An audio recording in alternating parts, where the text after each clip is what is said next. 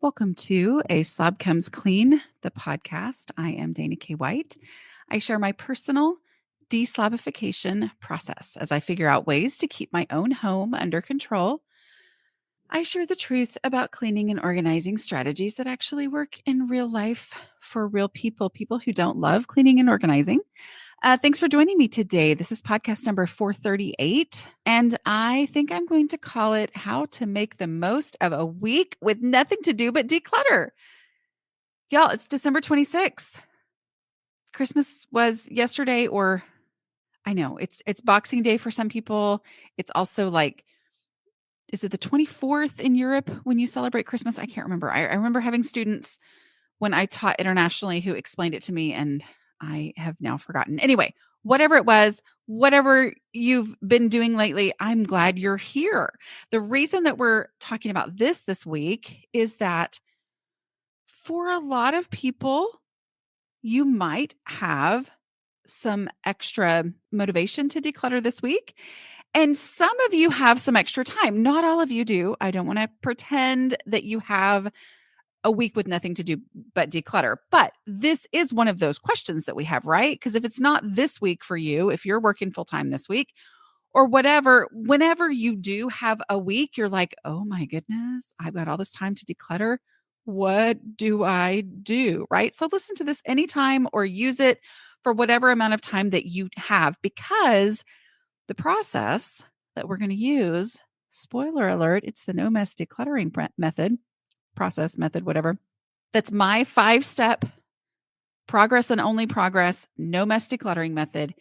It works whether you've got 10 minutes at the end of the day after you got home and you're exhausted after work, or if you have the entire week with nothing else on the calendar and you have been thinking all year that you were going to get a ton of decluttering done this week. This is the process that will work in either of those situations. And I'm just going to say it. I think it's the best process for either of those situations. Okay. And that's one of the things I want to talk about is the hardest thing about weeks when you think that you have nothing to do but declutter, one of the hardest things about those weeks is that it feels like they're going to go on forever, right? I mean, you think about it. Think about different times where you're like, oh, we went on vacation for 2 weeks. And it feels like that's going to feel like forever. Like the first day or two, you're going, wow, I can't believe that we're really going to be here for so long. And it kind of, maybe one of the days feels like it kind of goes slowly. And you're like, wow, I think this is going to go on forever. It never goes on forever, right? That's not how time works. It's actually very important to use the progress and only progress method, because you will keep on making progress and you won't put yourself in a situation where you misestimated the amount of time that you were going to have, right?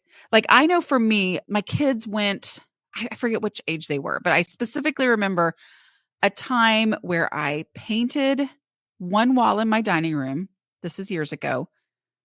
I'm not cool enough to know if accent walls are still a thing or not. I really don't know. Anyway, at the time, I painted one wall and then I had pictures printed out. I framed them. I think I even painted the frames and I hung them up.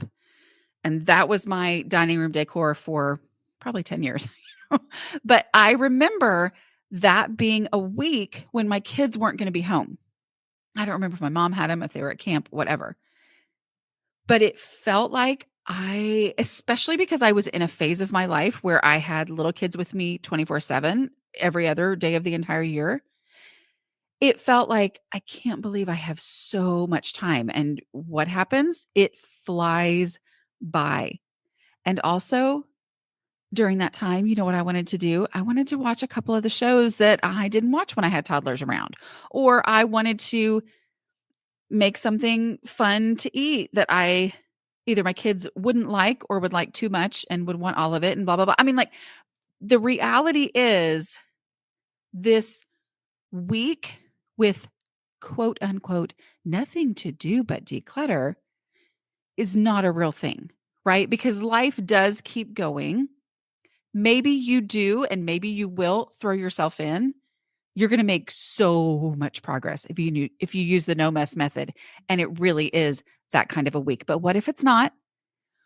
What if it's the kind of week where on day 2 you realize, oh, I didn't remember we were going to also do this, and we were going to go watch a movie every day, and then we're going to do this, or whatever. Whatever happens this week, if you will follow the no mess method, that is my method from Decluttering at the Speed of Life, the 5-step process. If you'd like to get a printable for free of that, go to aslobcomesclean.com/5, FIVE. You can sign up for my newsletter, get a free printable of that to keep on track. But that process, following those 5 steps, is going to mean whatever happens this week, it works. So what should you do this week? Well, it is, if you're listening to this in real time as I'm recording this, the reason why I'm talking about it is that this is the week when everybody goes decluttering bananas all across the world, right? And I believe, because I know this more than most people do, because this is my business, and so I see the traffic just go insane, basically starting about 6:00 in the evening on December 25th. I mean, like at the end of the day, when things are just kind of starting to die down, people are maybe coming back home from their relative's house, whatever. And I know everybody's in different situations. Some of you are not even home this week, right? I get it. But all this new stuff has been coming in. Maybe there's been parties and all this stuff going on for a month now. And it's time where maybe you are out of your routine, and the kids maybe aren't in school, or you do have a couple of days off of work or whatever. And it's like, okay, all the excess is starting to make me bananas. And I've also got a little bit of, out of the routine time. And so those two things combine and make it just feel like, oh, this is the time to declutter, right? It is the week after Christmas. And for those of you who celebrate, we have all different kinds of opinions and feelings about when to undecorate. I am not here to tell you when to undecorate. I personally generally leave my stuff up until after New Year's Eve. Usually New Year's Day-ish, usually within a couple days after that, the Saturday after that is when it usually is, I will undecorate. But I'm not a stickler about it. I'm not a stickler about exactly when. I know lots of people who like to start undecorating on Christmas night. I mean, they're just ready for the stuff to be put away. I also know there are a lot of people who wait until, I think it's Epiphany, January 6th-ish, right? So there's all different kinds of ways. And so that's not what we're talking about today. So what we're saying, if we're decluttering during this week or any week that it is, whether you decorate or undecorate is actually irrelevant to this, right? Because I personally am going to use this time, even though my Christmas decorations are out. Like, that's a completely separate thing. There's still decluttering to be done. There's still stuff that needs to be leaving my house, right? To make my house easier to manage, closer or farther under my clutter threshold, to make it easier and, better for me. All right. Your clutter threshold is the amount of stuff that you personally can easily keep under control. So if you're having a hard time keeping your house under control, decluttering is the answer to that. Okay. All right. So yeah, again, I've already preached the no mess, progress and only progress method. It's the way, whether you have no time or tons of time. Here's the main thing and the biggest temptation. Don't think this week is going to be different. Don't think this time is going to be different. And I say that knowing how hard it is to not think this time is going to be different. I do the same thing. I've told y'all the story about during quarantine times when we were literally stuck in our house, and I was like, I've got to deal with paper. I didn't have my 3-file system yet, because didn't know anything about that. I gathered all my paper together and I spread them out and I put them in piles. And I thought, well, this has never worked for me before, but it has to work this time, right? Because this time I have all the time in the world, like quite literally have all the time in the world. I didn't have all the time in the world. And then Easter happened and I wanted to have dinner around the table with the people who were in my house, and it was covered in piles of paper that had been sitting there for days and days and days because I got overwhelmed, I got shut down, and it just didn't happen, right? So go into this saying, I'm not going to fall for the lie that this time is going to be different. Here's the thing. This time is going to be different, right? Because you have the no meth. It's also the no meth method, but it's also the no mess method is what it really is. You have the no mess method. So this time will be different. It will be different because of the no mess method, not because of the additional time that you think you have. Right? So don't go into this thinking, this time I'll stick it through to the end. This time I really mean it this time. I'm really going to carry out all of my plans. I'm going to do this thing that I've always fizzled on before. No. The way it will be different is by using the no mess method. It's so easy in these times to start too big. It's the beginning of that week. You feel so much like, oh my goodness, I've got to change things, because we also have the New Year's energy, right? Like the new year, new you. Like, this is it. This is it. This is the year that things are going to be different. So if it's going to be different, I might as well go big or go home.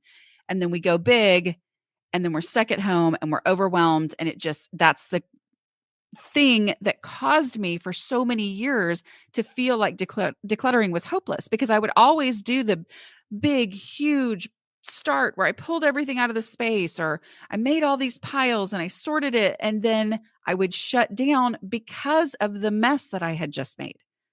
So yes, I would lose energy. Yes, I would get, fizzle out, distractions would happen. But also a lot of times the reason I shut down was the mess that I had created. That was actually the thing that backfired, the thing that caused me to shut down. Okay. So it's very, very important that you do the no mess method. All right. I do want to say, okay, and I'm going to do a little self promotion real quick. Get decluttering at the speed of life. This is the week to listen to it as an audiobook. Podcasts are rambly. That's what they are. Okay. Books are not, because they are edited and they are like actual books. It's the difference between me randomly talking into a microphone and me sitting in a studio for 3 days and reading it and getting everything perfect. As perfect as I can, right? But listen to Decluttering at the Speed of Life.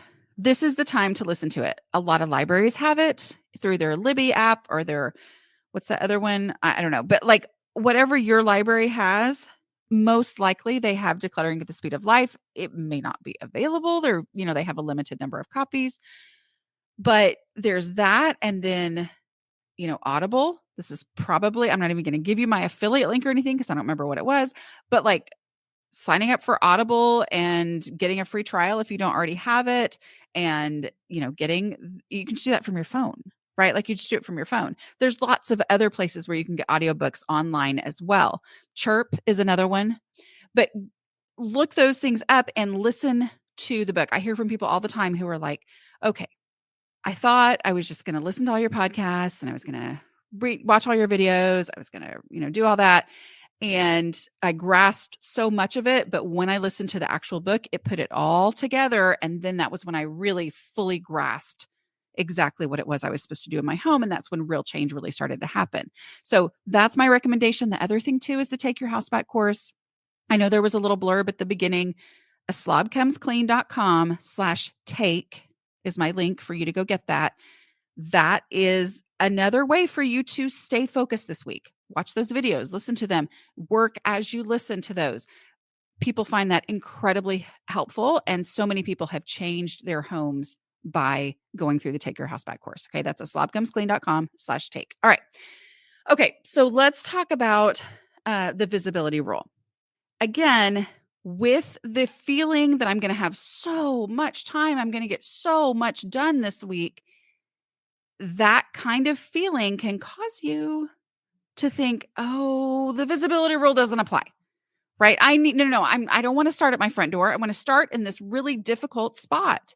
I don't want to start in the most visible space in my home. No. This is the time I want to go and clean out that back closet, that back room, that back shelf, the attic, whatever. Like, this is the time. No, I need to do that. I am going to encourage you, if you're following the no mess method, wherever you want to work, you're going to make progress, right? Like, if you're following the method, you're going to do great. But I want to encourage you to really consider following the visibility rule, even in, or especially in, a time like this where you do have a week with nothing to do but declutter, which is not real, right? But, right? Okay, so what is the visibility rule?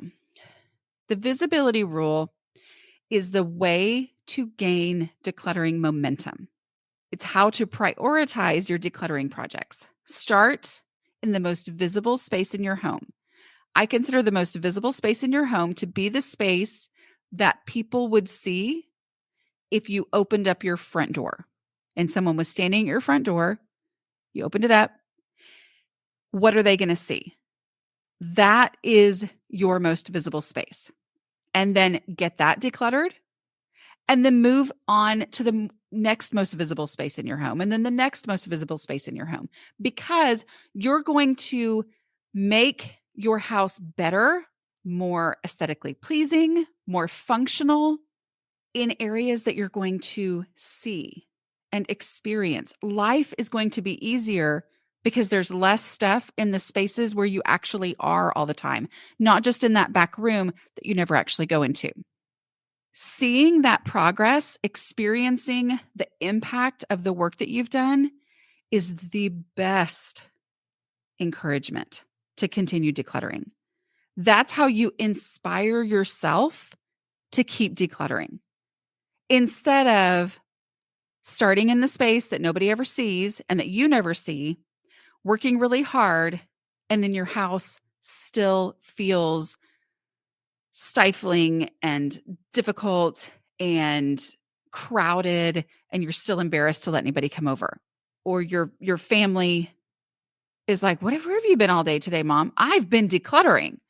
And they're like, really? Because they see the house doesn't look any different to them, right? That's discouraging. That's the thing that will zap all decluttering energy. But being able to see the impact that you've made, see, oh my goodness, I worked for 2 hours today and my house looks so good. Like, we're actually able to relax in the living room because of the work that I did today. That is going to make you wake up tomorrow and be so much more likely to keep decluttering, because you will experience the power of the work that you've done, right? The impact of that. So I really encourage you to go with visibility rule. Here's the thing. If the visible spaces in your home are not that bad, and the reason that you're resisting the visibility rule is that they're not that bad, if they really aren't that bad, you're going to get through them quickly. Maybe in like a day, half a day, 2 hours, I don't know. And then you will be able to get to the less visible spaces in your home, and you won't have any regrets because the visible spaces are done too, right? So if they're not that bad, if you're like, oh, they're not that bad, I'm going to go to these difficult places. No, it's still worth it, okay?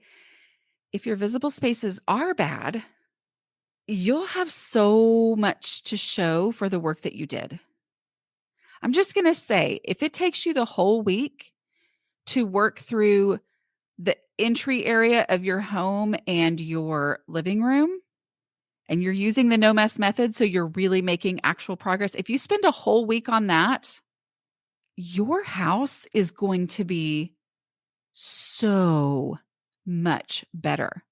If you have a week's worth of decluttering to do in your most visible space, the wow factor, you just can't even, I mean, it's going to be amazing, right?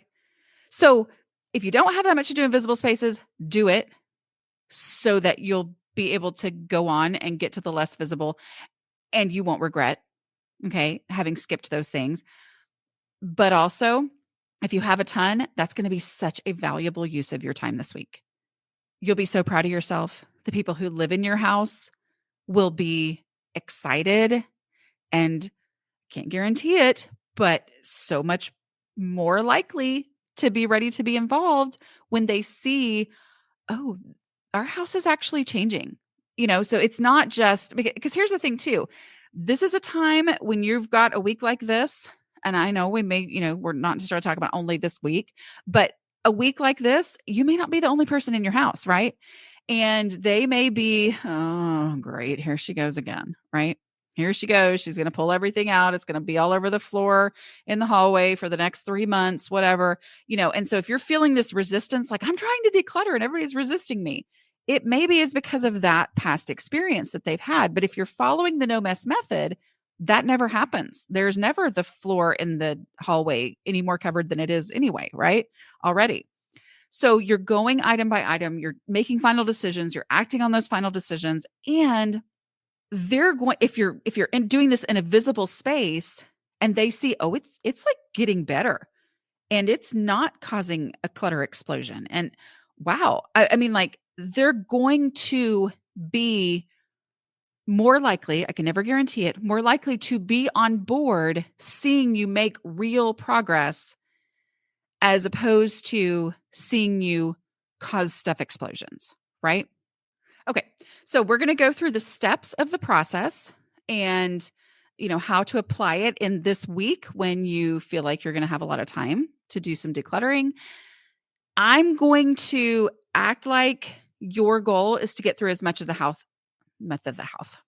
as much of the house as possible. Like that's what I'm going to speak from that perspective. But if you're just focusing on one room this week, that's totally fine, right? The no mess method applies to all the different situations. Okay. You use the same method. It's great if you need to get one room cleared out, like let's say, okay, the house it's mostly okay, but we need this guest room or we need this baby's room that's turned into a storage room to actually become a storage room. Follow that in there. That's great. Okay. But I am going to kind of be talking as if we're trying to get through as much of the house as possible. Step 1, take a trash tour. Even if you are really focused on one room, I'm going to encourage you to try to take an hour. We're talking about a whole week here, right? To take an hour or 30 minutes or whatever you want to give it to do a trash tour of the entire house, starting with your most visible area. Okay. So starting with your entryway where guests would enter the home, go stand there and just walk through the house, prioritizing according to visibility, and throw away trash. Because here's the thing. If there's trash anywhere, it needs to be thrown away, right? It is such a great way, especially after the holidays, if you have little pockets of places where there's packaging and paper and stuff like that, that is going to make a huge impact. Okay. And you're going to see the power of the no mess method, because the no mess method is all about making a decision and acting on that decision. It's so easy to do that with trash because there isn't a decision to make, but you still get to act on it, right? There's no decision where I'm just saying, oh, this is trash. It's a torn off piece of wrapping paper. Okay, this is trash. So I'm going to put it in the trash bag and I'm done, right? And so that impact is incredibly powerful. But the other thing you're doing is as you look for trash, even if there's no trash, there's always trash. But even if there's no trash, you're still looking for it, because then your brain starts to see, or your eyes start to see, and your brain starts to acknowledge all the different items that you're dealing with. And the reason that a trash tour of the home on a week like this is so powerful is it's going to open your eyes to what it is that needs to be done, what spaces are like, oh, I haven't even really paid attention to the fact that this pile is 6 feet high in the dining room, and the dining room's the first thing that people see when they come into my house. And that I've never acknowledged that because I've been fixating on all these other things, and that's been there for so long that I haven't seen it. But by taking a trash tour, it's going to open your eyes to that, which is going to make you so much more ready for the rest of the week. So go around, follow the visibility rule, take a trash tour. Okay. Which means I'm walking through, I'm making real progress by putting stuff in the trash bag. I am not thinking about what I'm going to put in a trash bag. Okay. Like don't do the trash tour without a trash bag. And if you have it, a recycling bin already in your hand, right? Like so that when you see trash, it immediately goes in the trash bag. It's not, okay, I'm looking around to see if there's trash. Okay. Yeah, I'm going to have to do that later. No. Go ahead and do it. Okay. the next step of the process, and you're going to follow this, whether you're working on one specific space or you're working on the whole house by the visibility rule. The next step is easy stuff. Easy stuff is stuff that has an established home elsewhere in the house, but for whatever reason, it's not in its actual home.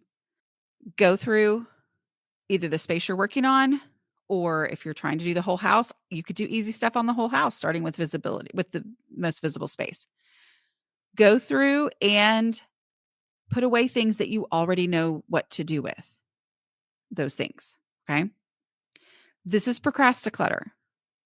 This might be, oh, there's the pile of clothes from when we went to go visit grandma's house. And I washed all those clothes and now they are covering the couch or the recliner. All these things. It's stuff that feels like, no, I'm decluttering this week. I don't want to be doing dumb, boring stuff that'll have to be done eventually anyway, like laundry, but procrastinator is the stuff that if I don't deal with it, if I leave the recliner covered in clean laundry and work in that space is still going to look messy and unfinished. And that's going to frustrate me. And it's going to make me, even if I don't realize why, it's going to make me feel like, oh, my house really doesn't look that much better. I've done a lot of work today. My house doesn't look that much better. That's why. Okay. Because of stuff like procrastinator. So deal with that. After the holidays, if that's when you're listening to this and that's when you're doing this, there's a lot of procrastinator, right? There's the gift wrap supplies that have, been spread around. There's all different sorts of little things that have been taken out to deal with it. And those things need to be put away. The reason that we do this is that it is decision free. It's emotion free because it's like, oh, I already know what to do with this. I just have to actually go do it. And with every thing that gets put away like that, it's clarifying what it is that I'm actually going to have to deal with when I get down to the actual decision making, right? But when I'm like, oh, that room needs to be decluttered, and that room has a lot of stuff I'm going to have to make hard decisions about, but it also has trash and a pile of laundry and the gift wrapping stuff and the kids' school bags that they threw there when they got home, from their last day before Christmas break and blah, blah, blah. When all those things are laying around too, it makes it feel like all of that stuff is also stuff that's going to have to be big decisions because you're just seeing there's stuff everywhere. There's so many decisions to make. So let's get out the stuff that don't need to have decisions made about them, because those are easy to deal with. The trash is the easiest of the easy stuff, goes straight in the trash bag or the recycling bin. And then the easy stuff that you do know what to do with, get those out so that you're like, oh, it wasn't actually as bad as I thought it was going to be. Oh, okay. There really wasn't as much in here as I thought I was going to have to deal with. Like, that's what we're talking about here. That's the reason that we go in this order of steps, is to get the stuff out to reduce the feeling of being overwhelmed, so that by the time I'm making actual decluttering decisions, which we have strategies within this method that help us do that without feeling overwhelmed and without feeling emotions and, oh, what am I going to do? We have ways to deal with that, right?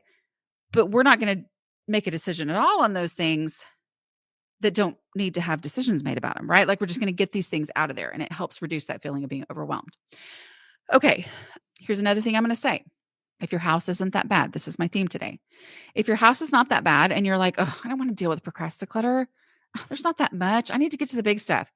If your house is not that bad, if your procrastinator is really, truly not that bad, then you'll get through it pretty quickly, right? And the decluttering that you actually do, maybe you get through it in half a day or a day.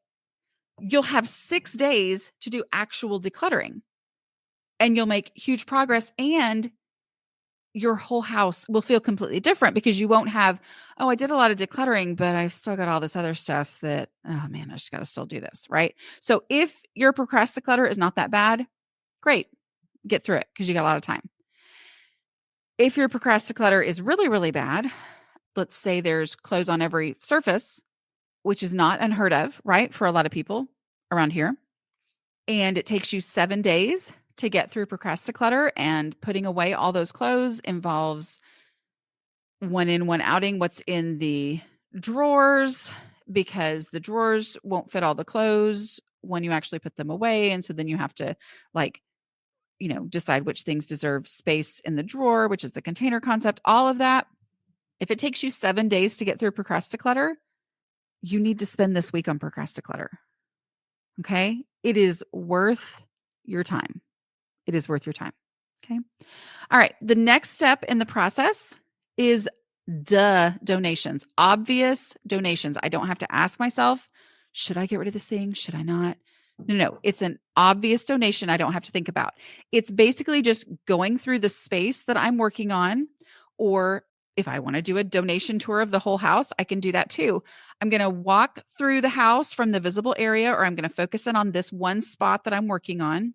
And I'm going to say to myself out loud, because that's how I roll.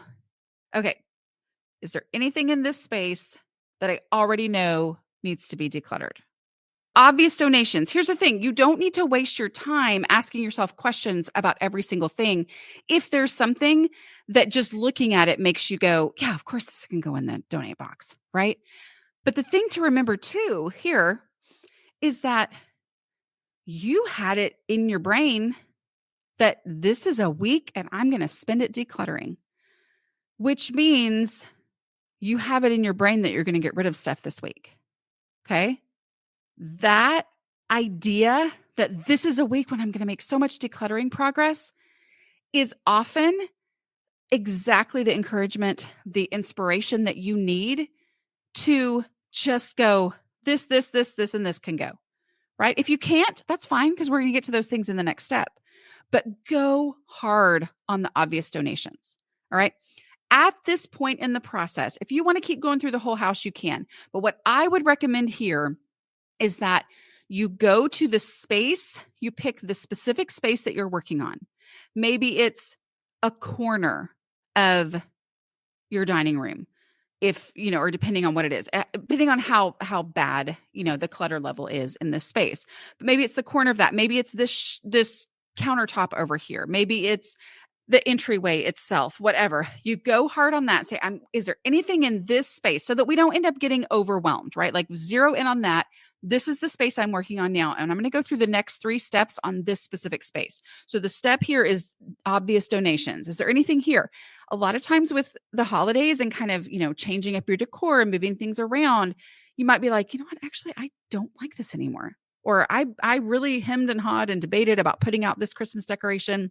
And even though I'm not undecorating right now, this has kind of driven me crazy for the last month. You know what? I'm going to go ahead and stick it in the donate box, right? Going ahead and getting anything out that you can, so that, again, it's less overwhelming and you really know what it is you're going to have to be dealing with. Okay. So many times, especially in these visible areas, if you have worked in them before, these first 3 steps are all that you end up having to do, right? You get the trash out, you deal with this procrasticlutter, the easy stuff that's just kind of floated there over the past years or whatever. And then you go, is there anything here I want to donate? Great. And then you're like, oh, actually, everything looks great here and I can move to the next space. But if not, we've got our next 2 steps to keep going. So the next step where I would keep on going in this one space where you're working on, where you're working for right now, is asking the 2 decluttering questions, right? Okay. So for those of you who are new, at this point in the process, anything that you already know shouldn't be in this space is gone. So the only stuff that's here is either stuff that does go in this space or stuff that you don't know what to do with, right? Because a lot of people are like, well, I don't know what to do. I don't know how to declutter because I don't know where stuff should go. And I'm like, well, exactly. That's what we're doing here. We're figuring out where stuff should go, and we figured out using the 2 decluttering questions. Okay. So if you knew where it went, it left during the easy step, right? Which was step 2. But at this point, you're down to, I don't know what to do with this thing, or yes, it does go in here, right? So item by item, if it's not something that you already know goes in this space, pick it up and ask yourself, if I needed this item, actually, if it's anything, really, if I needed this item, where would I look for it first? Okay. I'm not going to go into incredible, huge detail here, but I'm going to ask myself these questions. So the first question is, if I needed this item, where would I look for this first? The very brief version of what that means is, where would I look for it first? I don't know where it is. I'm not asking myself, where would this be? That's not what I'm saying. I'm saying if I had no idea where it was, but I knew I had it, where's the first place where I would look? What's the first drawer I would open? What's the first cabinet I would open? Where would my hand go to start what I thought was going to be a 3-hour search for that item? Okay.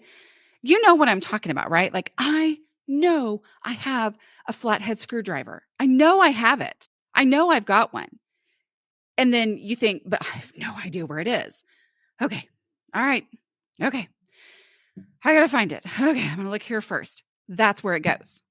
That's how you determine the home. No, you don't know it's there. No, you don't assume it's there, but it's the place where you would look for it first, and you need to give it a home. If you knew where it was easy. This is not something that's easy. This is something that you are looking for, and wherever you would look first, of course, we can't guarantee it, but I'm telling you, generally it's correct. Wherever you think you would look first, if you will put it there, this crazy thing happens. And when you look for it, it's in the first place where you look for it, right? So that gives it a home. You take it there now. The key to the no mess process is to take it there now. When I was talking at the beginning about how important it is in these weeks where you feel like you've got endless, unlimited time, that it's more important to use the no mess process, I'm just telling you, use it. Because you're like, well, I've got all this time. I don't need to do that. Actually, do you know what most people's resistance to the no mess process is? Oh, I think it would take too long to take it there now. Okay, we'll take it there now because you got all this time, right? Which is not true. It's that feeling that it's going to be less efficient, and yet it ends up being efficient because it actually closes the loop. It finishes that task. And I've talked about that endlessly in other places, right? Get Decluttering at the Speed of Life and other podcasts. That taking it there now is so important. So the minute that I have an answer to where would I look for this first, at the beginning of what I assumed was this big, long process that I was going to be searching everywhere for it, where's the first place where I would look? I'm going to take it there now, and I'm going to acknowledge the reality of that space. The reason I do that is so that I don't have piles, which then if I get distracted, if I get emotionally overwhelmed, if I shut down, I just want to be done. I don't have all these piles of things that are going to morph into other piles, and then I have to remember what I was going to do with those things. No, I'm going to go ahead and do this. I'm going to complete this loop. I'm going to take this thing to the place where I would look for it first. So that's the key. But it also helps me acknowledge the reality of that space. Is there room for it there? Is there? Is there any room for it in this spot? Because especially if the whole house is a disaster, right? And you're like, no, this is the week I've got to make real progress. This is how you make real progress. This is how you do it. You take it to that space right now and you say, okay, what's the truth about this space? It is overflowing. I would look for it first in this drawer, and this drawer won't close because of all the other stuff I have in there. Hope is not lost. That's what this process is for, right? So you look at the stuff that's in there and you go, okay, all I need to do is not leave that drawer worse. I'm not going to get it to where that drawer can close, most likely right now. I'm just going to say, what can I remove that's either trash or an obvious donation? Because I'm trying to get stuff out of my house, especially if I'm at a stage where I can't close my drawers, right? What in this space can I put in the donate box or the trash bag immediately to make the space for this? The drawer still won't close, but I haven't piled on top of it. I have not made it any worse.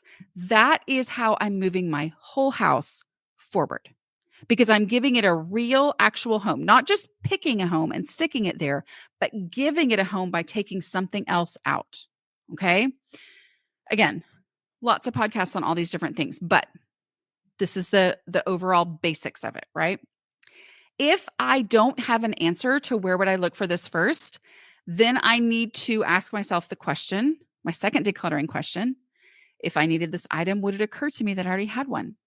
Because if it would never occur to me that I had it, and that's the reason I would never even go looking for it, I didn't have an answer to where I would look first because I would never go looking for it, then I need to be honest with myself and say, you know what? My goal this week is to declutter my house. I was so excited about making huge progress. Things have to leave my house.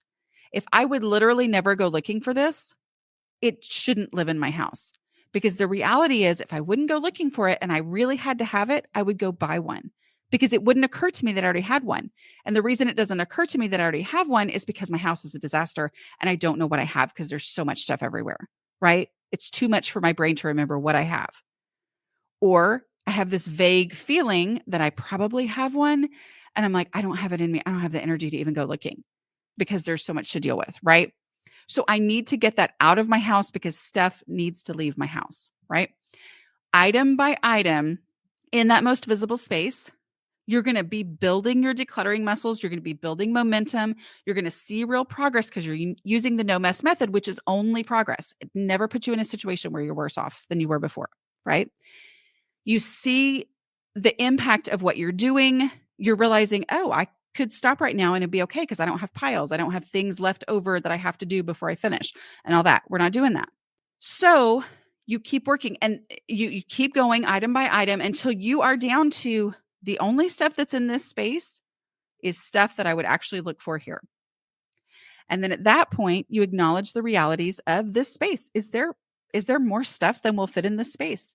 Even though, yes, I would technically go looking for this here, my house can only be under control if I actually have the space for everything. And it's not about making more space. It's about if I try to keep more stuff than the space that I have, there is no hope of my home being under control. Okay. So it's not about finding new ways to store things. It's about acknowledging the reality of the space that I have. So let's say I have a bookshelf in this area and I've got all these things I say I would look for on the bookshelf and it's not functional. It's overflowing, looks terrible, right? The first thing I'm going to do is completely mindless. It's decision free, but it's an action I can take that's going to move me through this step, and that is to consolidate. So I've got this bookshelf. It's full of random stuff, or it's full of things that are in kind of a same category, right? Books or whatever, dishes, something like that. I'm going to put like items together. So I've actually got 3 things of silly putty, which those 3 things of silly putty all stayed there because I picked up one at a time and I was like, where would I look? Well, I would look for it right here. Oh, I'd look for this right here. I'd look for this right here. Well, when I put all 3 silly putties together, I go, yeah, we don't need 3 silly putties. And sometimes when I put them all together, I realize, oh, this one, plank, plank, plank, it's all dried up, right? Silly putty dries up, right? That process of just saying, all I'm doing right now is putting like things together. It naturally reveals more trash and obvious donations. Okay. Or, oh, yeah, no, this is where I keep my magazines. But when we're putting our magazines together, we're touching one and we're going, this isn't a magazine. This is a catalog for, that my grandma brought over here. And it's for stuff that I would never buy or whatever. Or, oh, I've actually got 4 copies of this one same thing that 3 people thought I would like, and they didn't know that other people had already bought it for me, whatever. So putting those things together often, always, honestly, reveals more obvious donations and trash, right? So I have reduced there. And then I go, this space is still not functional. At that point, I go, you know what? It's still not functional. Technically, yes, I would go looking for all this stuff in here, but the reality is there's more stuff than I have space for. So I'm going to get rid of my least favorites. I may love that thing, but the reality is I am trying to get my house under control. And the only way to do that is to embrace the reality of the actual space that I have. If I try to keep more stuff than will fit in the space functionally for how I actually operate my clutter threshold, then there's no hope of it ever being under control. Right. And so I say right, but that was actually a really big thing for me to grasp. So I pull out my least favorites, stick them in the donate box. And that's how I've made this one space, so much better. Maybe I did the trash and the easy stuff, maybe even the donations were the whole house. And then I came in and just did those last steps on this space. And I'm like, wow. Okay, then I move to the next visible space and I do it there. And then I go to the next visible space and I do it there. Or I spend the entire week working on the living room. And if you're using the no mess method, you're going to make so much progress this week. Whether you have 10 minutes and you're like, she's talking about all these people having all week off and I don't have all week off because I work whatever hours and I've got 10 minutes here, but I still want to declutter because it's that same time of year for everybody. And we all just, I'm ready to get stuff out of my house. Okay. The no mess method is for you. And it's for the person who has the whole entire week with quote unquote, nothing else to do, which is never the truth, right? Because there's always other things that either you need to do or you just want to do. And know that you're going to make so much progress. If you followed this method for 10 hours a day for 7 days, oh my goodness, the progress that you're going to make. If you follow this method for 10 hours the first day and 3 hours the second day, and then you go, I'm out, I'm done. Whew, oh my goodness, I cannot even think about decluttering anymore. You're going to have made so much progress, right? Okay, 2 more things. When you take it there now, if it's upstairs or in the attic or whatever is the place where you say you would look for it first, and you are like, well, I don't want to do that because it's hard for me to get to the attic. It's whatever. The take it there now is really valuable for you. Not because you have to force yourself to go up to the attic, but when you physically can't, but because you go, oh, wait a minute, I physically can't go up to the attic. If this is an item that I would look for first in a place that I can't actually physically access, then I probably just need to donate it, right? The other thing is take pictures, not pictures that you have to share with other people, but just pictures for yourself. If you're not going to take before and after, you're going to take before and better pictures. So at the end of the day, or at the end of you know what? Actually, I forgot we were going to go to a movie. All right. Well, I thought I was going to declutter for 4 hours and ended up being 4 minutes. Great. You took a before picture before you started. Take a picture at the end of the 4 minutes and go, oh, wow, made an impact in 4 minutes. That will go so far in changing how you see your home and changing how you see your time and helping you see the value of using the progress and only progress take it there now method. Okay.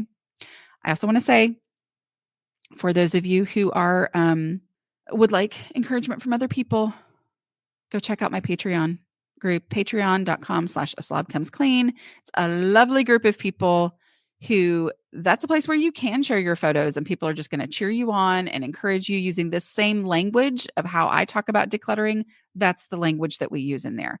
Also, we now have ad-free podcasts available to those at the long lost twins level. So check that out at patreon.com/aslobcomesclean because maybe this is the time you want to join that. All right. And also take your house back. Great, great time of year to join in with Take Your House Back. aslobcomesclean.com/take. All right. I will talk to y'all next week. Happy decluttering. Bye.